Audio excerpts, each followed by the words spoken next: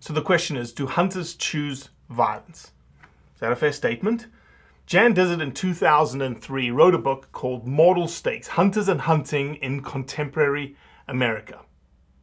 Let me read what Jan Dizzard wrote. He said, Jan Dizzard observed the increasing perception of the general public is that the further hunting gets removed from being necessary to one's own survival, the more it becomes a choice. True. The more those who hunt have, like it or not, a desire to kill. Think about it though. Is that fair that we have a desire to kill? If someone was removed from today's society, how long would it take? 1, 2, 3, I don't know how many days. Regardless of whether you're vegan, regardless of whether you're vegetarian, you're going to become a hunter. That's a fact. But in today's modern society, in which you can get meat from the grocery store, the choice to hunt is just that, a choice.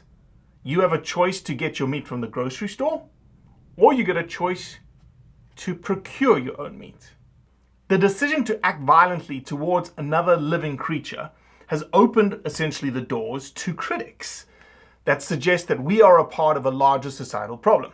And that's why you see hunters being lumped into categories with psychopaths and serial killers. You often hear that from the anti-hunters from a rhetoric perspective. So unfortunately, in the wake of domestication, which essentially means meat in the grocery store, the hunter and the trapper are now trapped.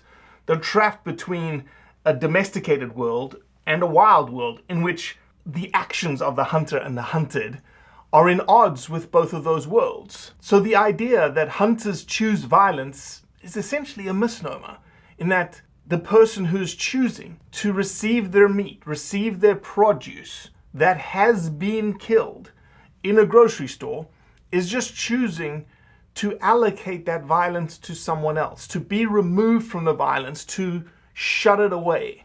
Hunters, yes, we choose to take the life of an animal. We choose to procure our own meat. Do we choose violence and the desire to kill?